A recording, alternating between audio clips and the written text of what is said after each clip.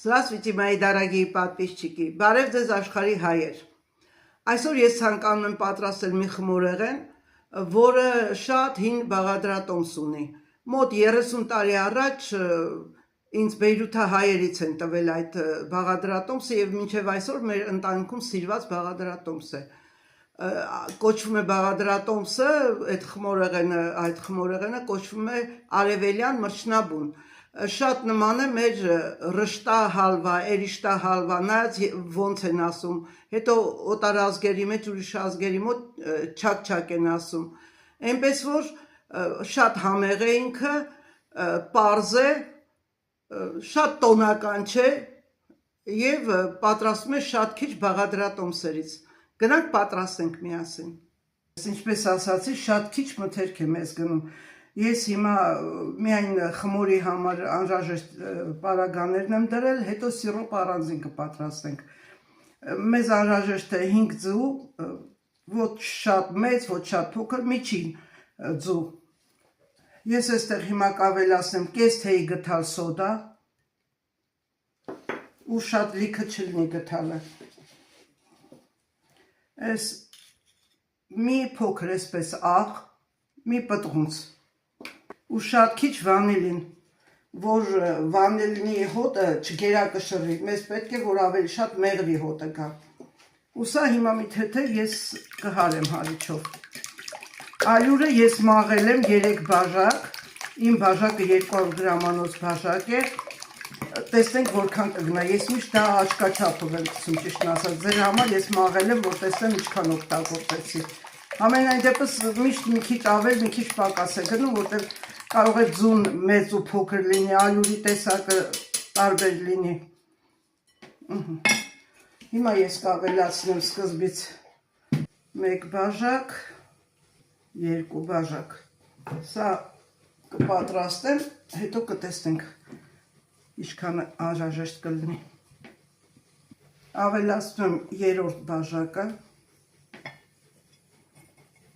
Ես խնդրեցի ինձ այստեղ նորից 1 բաժակ ալյուր մաղեցին, որ դառնար 4 բաժակ։ Այսպես պիտի մեր խմորը լինի պիլմենու խմորի նման պինդ խմոր։ Հիմա մի քիչ էլ այստեղ կանեմ ու արդեն սեղանի վրա։ Ես էլի ալյուր կավելացնեմ, այստեղ արդեն կես բաժակ է։ Ես վերջում կգրեմ, թե ինչքան օգտագործեցի։ Այս պիտի լինի համասեր պինդ խմոր։ Մի 5 րոպե, 7 րոպե պետք է հունցեք։ Այսպիսի խմոր։ Հիմա սա ես կծածկեմ, կդնեմ, մի 20 րոպե կհանգստանա խոհանոցում հենց ու կբաժանենք գնդերի։ Սիրելիներս, մեր խմորը կես ժամ հանգստացավ։ Հիմա ես կբաժանեմ սա մի քանի մասի։ Կարևոր չէ, թե քանի մասի եք ուզում բաժանել, կարող եք հենց մենակ իրանով մեծ հենց լիստ գրտնակել, կարող եք 2 մասի բաժանել, ես 4 մասի կբաժանեմ, որպեսզի բացելը հեշտ լինի, ինքը քանի որ ձիգ խմորը մի քիչ դժվարությամբ է բացվում, ես 4 մասի եմ բաժանում, դուք նայեք ձեր հարմարությունը,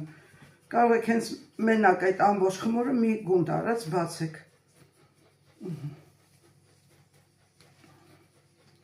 Հիմա կգնդեմ, սրանք կթողեմ մի 15 րոպե, գնդերը կհանգստանան ու կսկսենք պատրաստել։ Անցավ 15 րոպե, հիմա ես կբացեմ առաջի գունդը, պիտի բացենք մոտավորապես 3 մմ հաստությամբ, շատ ալյուր պետք չի մեզ։ Սիրելիներս, մոտավորապես այսպիսի հաստությամբ, հուսամ երևում է։ Այսպես բացում ենք։ Հիմա ես սա կլոր կփաթաթեմ, ոյ սպասեք ալյուր ցանեմ, որ չկպնի։ Կարելի է կտրել, իրար վրա դնել, նոր կտրել, կարելի է այսպես, դուք փորձեք ձեզ ոնց հարմար կլինի։ Հիմա ես սա կկտրեմ տախտակի վրա, որ չվնասեմ իմ կովրիկը, եւ անհրաժեշտ է, որ շատ սուր դանակով կտրենք։ Այսպես կտրելու ենք, բացենք, նորից ալյուր ենք անում, որ չկպչի իրար և նորից այսպես կտրտում ենք, մոտավորապես այ չափսի։ Կարող եք մի քիչ ավելի մեծ կտրել, բայց փոքր չէ։ Փոքրը լավ չի լինի։ Հիմա ես ձեզ նաև ցույց տամ, կարելի է նաև ոնց կտրել, որ դուք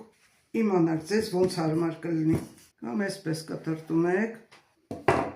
ալյուր ցանելով շարում եք իրար վրա ու նորից էրիշտայի նման կտրտում եք։ Պիգունդը արդեն պատրաստ է, ալյուր ենք ցանում վրան, մի վախեցեք, ալյուրը շատ չի լինի, որտեղ մաղելու ենք, որ չկպչի։ Մեկը մի քիչ բարակ, մեկը մի քիչ հաստ, այդքան կարևոր չէ, մի վախեցեք, հանգիստ պատրաստ եք։ Ես հիմա այս մի գունդը արդեն կտապակեմ, որպեսզի դուք տեսնեք ինչպես է կատարվում, մնացածը արդեն կադրից դուրս ես կանեմ, վերջում կհանդիպենք։ Ես արդեն արևածաղկի ձեթ եմ լցրել, դրել եմ որ տաքանա, կարելի է կեսը արևածաղկի ձեթ լցնել, կեսը յուղ, հալած յուղ, մաքուր կարագի յուղ։ Կարելի է մենակ արևածաղկի ձեթով, նայեք ձեզ ինչպես հարմար կլինի։ Այստեղ մոտավորապես 350 միլիգրամ ձեթ է, ընթացքում պետք է գա, ես նորից ավելացնում եմ։ Մինչև կտաքանա, ես հիմա սա կմաղեմ, որ ալյուր ենք ցանել, որ պատրաստ լինի, ձեռքով արագ-արագ լցնում տապակելուց։ Կարծես թե տաքացել է, ես հիմա մի հատ կփորձեմ, ահա, արդեն տաքացել է։ Քիչ չափաբաժիններով լցնում ենք, եւ այսպես խառնելով, որպեսզի ստացվի ոչ թե կարմիր, այլ ոսկեգույն։ Տեսեք ինչ գեղեցիկ հատիկներ եղան։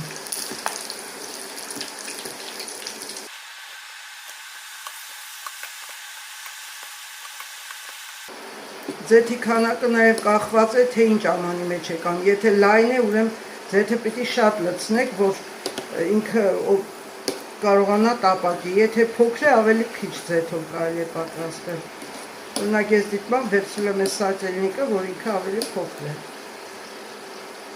Սա էլ հանենք։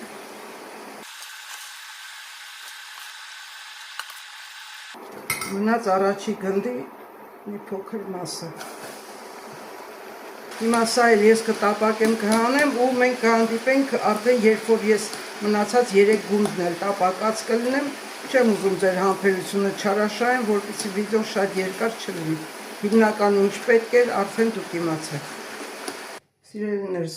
մեր մեկ չափաբաժնից ստացվեց այսքան ձողիկներ։ Ձողիկները պատրաստելու ժամանակ ես օգտագործեցի 400-ից մինչև 450 միլիգրամ ձեթ։ Դրա համար ամեն շերտի արանքներում ես անձեռոցիկ եմ դրել, որպեսզի որքան հնարավոր է դրանք դուրս գան, ինչքան քիչ ձեթ մնար իր մեջ, այդքան լավ։ Հետո մեկ անգամ կարելի է, եթե մեկ չափաբաժին եք անում, ամանը ձեթի փոխեք, որտեղ իր մեջ, ասենք ինչքան էլ լինի, իր մեջ էլի մնում են ալյուրի հատիկներ, այրվում են։ Դրա համար ես դրեցի մի կողմ, ինքը նստվածք ունեցավ, երեսի մասը լցրեցի արդեն ուրիշ տապակի մեջ, մի քիչ նորից ձեթ ավելացրեցի, նորից տապակեցի, որպեսզի գույնը եւ համը հաճելի լինի։ Հիմա արդեն դուք տեսաք, թե մեկ չափաբաժնից որքան է ստացվում, դուք կարող եք կեսով պատրաստել, նայած թե դուք որքան եք ուզում որ լինի։ Սա վերջացրել ենք, հիմա ես արդեն կներկայացնեմ, թե ինչպես պատրաստել սիրոպը, որ արդեն հավաքենք մեր խմորեղենը։ Արդեն ժամանակն է մեր օշարակ պատրաստելու, սիրոպ օշարակ պատրաստենք, որպեսզի լցնենք մեր թխուտների վրա։ Դրա համար մեզ անհրաժեշտ է շաքարավազ, 200 գրամ, 200 գրամ մաքուր մեղր, կարող եք խանութի մեղրով էլ անել, բայց համը մի քիչ արդեն տարբեր կլինի։ Եվ 200 գրամանոց բաժակով գետնանուշ, բոված պիտի չլինի, բայց կեղևը մաքրած պիտի լինի։ Իսկ սա ջուր է դրել եմ, որպեսզի օշարակը փորձենք պատրաստել, թե պատրաստ չի։ Հիմա ես սաճելնիկը դրել եմ արդեն այստեղ, որպեսզի տաքանա, կլցնեմ մեղրը, հետո շաքարավազը։ Ճիշտ է, մեղրը օգտակար հատկությունները կկորցնի տաքանալուց, բայց համը եւ շատ տաքացը, համը եւ խմորի տեքստուրան տարբեր կլինի։ կառուցվածքը։ Հիմա խառնելով հալեցնենք սա, իմ մեղրը սառել է արդեն, ոնց որ յուղ լինի, հալած յուղ։ Արդեն համարյա հալվում է շաքարավազը։ Պիտի սպասենք, որ երբ որ պղպջակներ առաջանա, կլսնենք գետնանուշը արդեն։ Հիմա ես ջրի մեջ կփորձեմ մի կաթիլ մեր սիրոպից կլցնենք, երբ որ ինքը հավաքվում է գնդիկի նման, ուրեմն պատրաստ է։ Հիմա ես կավելացնեմ գետնանուշը, 1 րոպե գետնանուշով այսպես կխառնենք ու կլցնենք մեր թխած ձողիկների վրա։ Այստեղ մեկ-մեկ սև, որ երևում է, ուղղակի լավ մաքրած չի, կճեպն է։ Գազոз ջախի վրա ավելի հեշտ է, ամենամարմատ կրակի վրա ենք ամ, իսկ այս իմ պլիտայի վրա 80 աստիճանից ցածր չկա ջերմաստիճանը, թող սկսի եռալ, 1 րոպեից արդեն շուռ կտանք, արդեն սկսեց եռալուց հետո 1 րոպե, ոչ ավել։ Հիմա մենք սա կլցնենք արդեն մեր խմորների վրա, ամբողջությամբ կլցնենք, հետո կխառնենք արագ-արագ, որ օշարակը չչորանա։ Աշխատում ենք այնպես անել, որ չփշրվեն իրենք։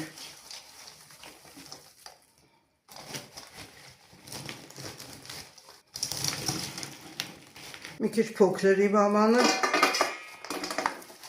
Հիմա կդատարկենք։ Արդեն ձևամանի մեջ ենք լցնում, որպեսզի ձևավորենք։ Անուշ մեղրի հոտը գալիս է։ Հիմա սա մի քիչ հավասարեցնեմ։ Եթե ավել լինի, կարող եք չափաբաժիններով անել կամ մեկ ուրիշ ձևամանի մեջ ձևավորել, ինքը տաք է, ձեռքով հարմար չէ, պիտի այսպես սեղմելով կպցնենք իրար։ Պետք է շատ արագ արվի այս գործողությունը, որ չսառի մեր օշարակը։ Հիմա սա ստացվեց արդեն, կթողեմ սա գիշերը կմնա, ինքը կամրանա, առավոտյան կտրելուց մի 2 րոպե, 1 րոպե կպահեմ գազօջախի վրա տակը, կհալվի ու կսկսեմ կտրտել։ Այսքան ավելացավ, սա էլ ես էստեղ ուղղակի հարթեցրեցի, կկտրեք սա նույնիսկ այսպես հատ-հատ էլ ուտելը հաճելի է։ Կհանդիպենք վաղը կտրելու ժամանակ, ընկերներ։ Սիրելիներս, այև պատրաստ է մեր արևելյան մրջնաբունը։ Ինչպես տեսակ, այստեղ բաղադրությունը մի քիչ տարբեր է, ես որ ասի նար եւ էրիշտա հալվա է կոչվում, նման են սրանք շատ, պարզապես մեկի մեջ մի բան ավել է բաղադրիչներից, մյուսի մեջ պակաս եւ ձևավորման տեսակն է տարբեր, լինում է, որ այդ չակ-չակը պորցիներով, էլի բաժնե մասերով են պատրաստում։ Հիմա ես սա պատրաստեցի, դուք տեսաք ինչպես է, դուք կարող եք 2 ձևամանի մեջ անել, ավելի հեշտ է եւ այդ հարթեցնելը եւ մատուցելը։ Կարող եք տորտի ձևամանի մեջ անել, որպեսզի կողքերը բացեք, ինքը հեշտ դուրս կգա, այդպես։ Ես սա 1 րոպե մոտավորապես գազօջախի վրա այսպես շարժեցի, ինքը տակը մի քիչ, քանի որ ես յուղաթուղթ չեմ դնում, մի թեթև ինքը հալվում է, 1 րոպե, ոչ ավել, եւ անմիջապես կտրտում եմ։ Իրեն հնարավոր չէ, որ շատ ուղիղ կտորներ անել, ինչպես ասենք մեղրով տորտ ենք անում կամ մի ուրիշ բիսկվիտային տորթերն ենք անում, բայց շատ հաճելի է ուտելուց, իմ թորնիկը օրինակ երեխաները ավելի շատ սիրում են, որ նույնիսկ հատիկներով եմ թողում սա, իրենք հատիկներով ուտում են այդպես։ Հիմա ես կփորձեմ մի հատը ու ձեզ կասեմ, ինքը այսպես թվում է, թե չոր է, բայց շատ փխրուն է։ Այսպիսի տեսք ունի մեջը։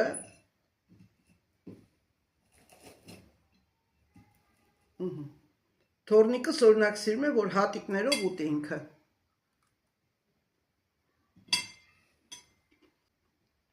Շատ համեղ է, բերանի մեջ հալվող, ինքը շատ թեթև է, փխրուն, ինչպես ռուսներն ասում են, վազդուշնի, թեթև վազդուշնի խմորեղեն է։ Եվ ամենակարևոր շատ քաղցր չէ։ Այնպես որ մի անգամ եթե փորձեք, դուք էլ իմ նման երկար տարիներ կպատրաստեք, շատ համեղ է։ Պատրաստեք եւ գրեք ինձ հավանեցիք, չհավանեցիք, կարելի է ավելի բարակ անել, հեշտ կլինի կտորների բաժանել։ Ես որոշեցի մի քիչ հաստ ձևով անել։ Դե այսքան ընկերներ, եթե հավանեցիք, լայք դրեք, հավանեք իմ տեսահոլովակը, գրեք ինձ, եթե հարցեր կլինի, սպասեք իմ նոր տեսահոլովակներին։ Պակա, պակա։